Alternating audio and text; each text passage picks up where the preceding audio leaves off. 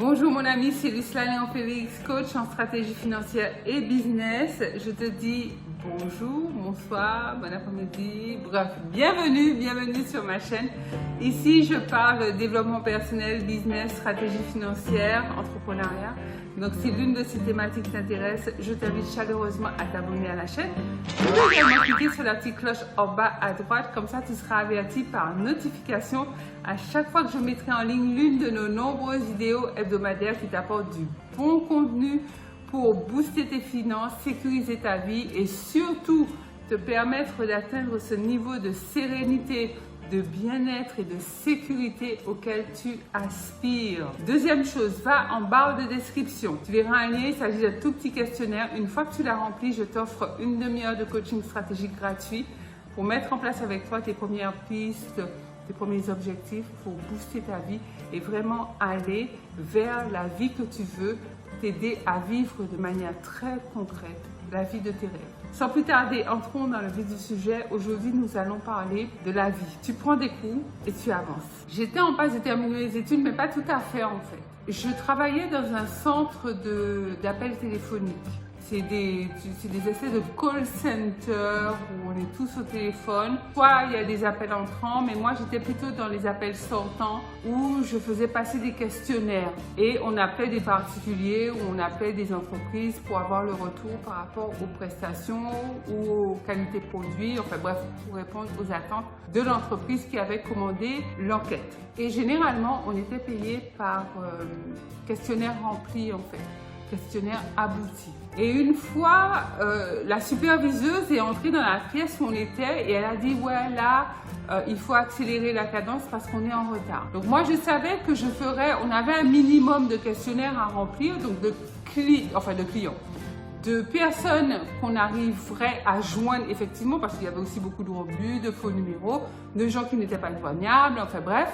Donc, comme on était payé au questionnaire abouti, rempli, je savais que moi, j'atteindrais mes chiffres puisqu'on avait un seuil, il y avait un minimum, il ne fallait pas être en dessous de ce minimum. Chose que j'ai oublié de te dire, c'est qu'on était autorisé à passer des coups de fil perso. Du moment où tu remplissais les conditions de ton contrat, que tu n'étais pas en dessous du volume ou en dessous du quota attendu, tu pouvais passer tes coups de fil. Et du coup, la fille est entrée dans la salle et elle a dit, faut y aller, faut accélérer la cadence parce qu'on est en retard, etc., etc.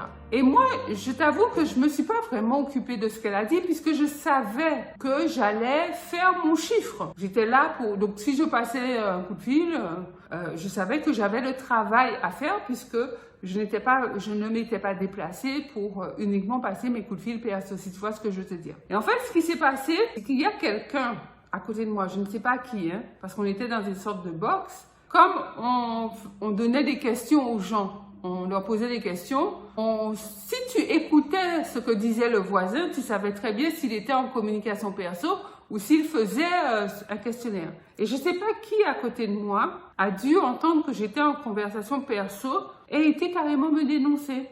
Ouais, elle était me dénoncer à la fille.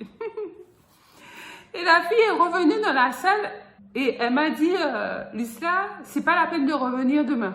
J'ai dit que on était en retard et toi, tu es en communication perso. Je t'assure que là, je me suis dit, non mais, il y a un truc, tu sais quand le ciel te tombe sur la tête parce qu'il y a un truc que t'as loupé quoi. Il y a un truc que t'as loupé, il y a un truc que tu comprends pas. Déjà, je me suis pas sentie en faute et de deux, j'ai pas compris la décision super unilatérale. Pour moi, ça rimait à rien, ça voulait rien dire.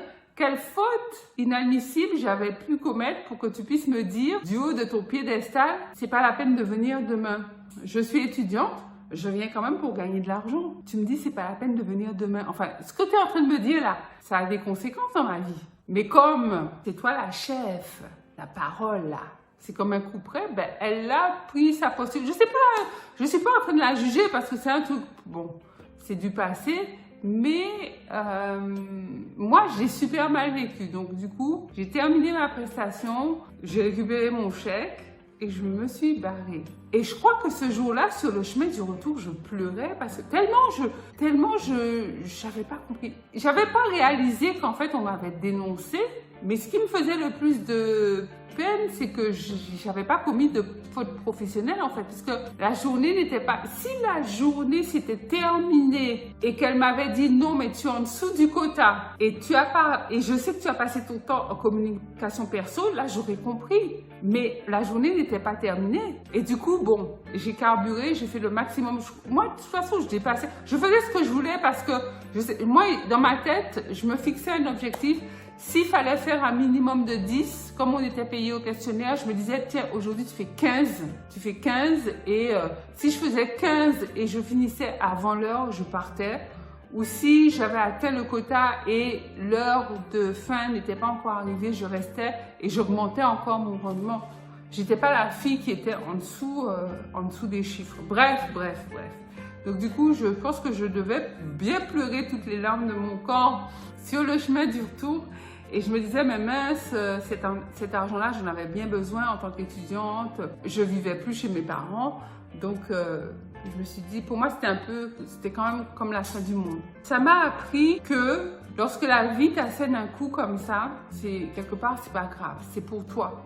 C'est pour t'apprendre quelque chose. Et ce que j'ai compris après, parce que j'avais pas le même niveau de maturité qu'aujourd'hui, c'est qu'en fait, je devais quand même apprendre à me méfier des gens parce que certains vont pas hésiter à te dénoncer, c'est tout, c'est comme ça. Il y en a, ils existent, ils sont sur Terre, ils sont parmi nous. Ils sont dissimulés, mais ils sont parmi nous. Et puis au-delà de ça, ça m'a surtout appris que lorsqu'une porte se ferme, il y en a une plus grande qui s'ouvre parce que je me suis remise à chercher un travail, tu t'en doutes.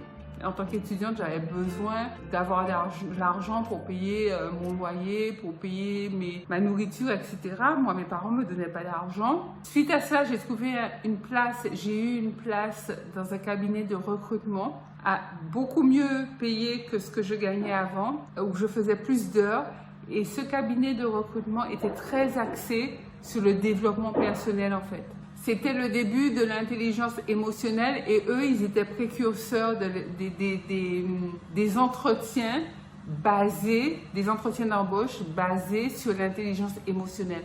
Donc, ça m'a énormément appris. Je n'aurais jamais appris si j'étais restée là-bas, en fait. Donc, c'était une leçon pour moi dans le cadre de ce que je suis en train de partager avec toi. Du genre, quand tu prends des coups, pas grave, relève-toi parce que tu apprends. Ça m'a appris que la vie va chercher à te discipliner. La vie va faire en sorte que tu bosses. Et moi, je te dirais, quand la vie t'emmène dans une voie, sur la voie de la discipline, sois super discipliné. Lorsque la vie t'emmène sur la voie de travailler, travaille dur.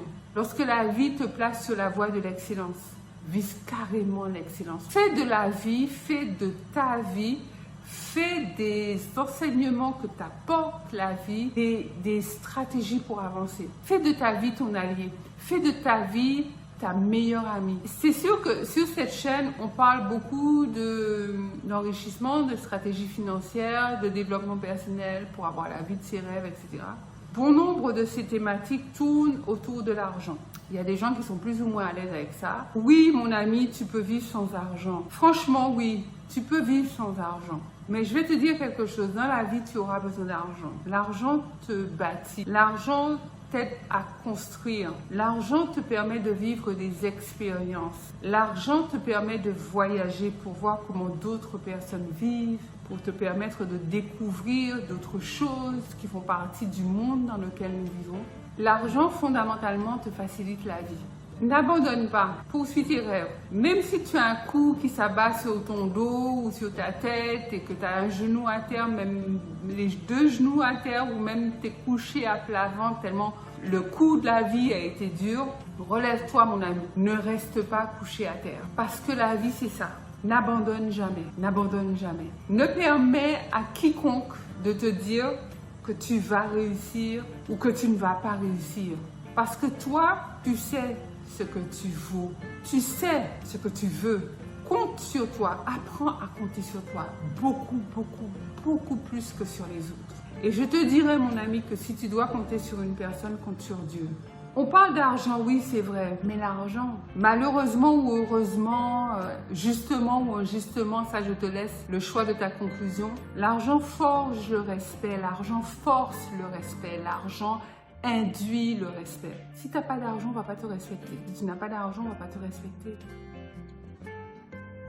C'est clair qu'on ne sera pas tous millionnaires, on ne sera pas tous milliardaires pour ceux qui aspirent à être milliardaires ou trillionnaires parce que ça existe. Hein. Le prochain futur trillionnaire, c'est Jeff Bezos, le CEO d'Amazon, vers 2026. Donc, on va suivre les actualités, on va se tenir informé. De toute façon, tu es au bon endroit hein, pour être informé si le premier trillionnaire de l'ère humaine est bel et bien Jeff Bezos. On ne sera pas tous millionnaires, c'est clair. On ne veut pas tous être millionnaires, on n'aspire pas tous à ça. Mais ce qui est sûr, c'est qu'on passera tous la ligne d'arrivée dans notre propre couloir, selon notre propre destination, selon nos propres aspirations, selon notre propre vision. Donc, lorsque tu prends des coups, relève-toi et apprends. Voilà, mon ami, ce que je voulais te dire par rapport à la vie, par rapport à l'école de la vie, par rapport aux enseignements de la vie. Dis-moi en commentaire ce que tu en penses. Est-ce que tu as eu déjà à subir, comme moi, les coups, les assauts de la vie et les leçons que tu en as retenues? Je me ferai un plaisir de te lire et de te répondre. Pense à liker cette vidéo, un gros pouce bleu, à la partager massivement, très massivement tout autour de toi, dans tes groupes, auprès de ta famille, tes amis, tes proches, sur tes réseaux sociaux. C'est comme ça que notre belle communauté grandit et notre belle famille continue de s'agrandir. D'ailleurs, tu dois faire partie de cette communauté, de cette famille. Donc, du coup, abonne-toi si ce n'est déjà fait. C'est Lucia Léon Félix, coach en stratégie financière et business. Je te dis à très vite pour une nouvelle vidéo. Bye bye.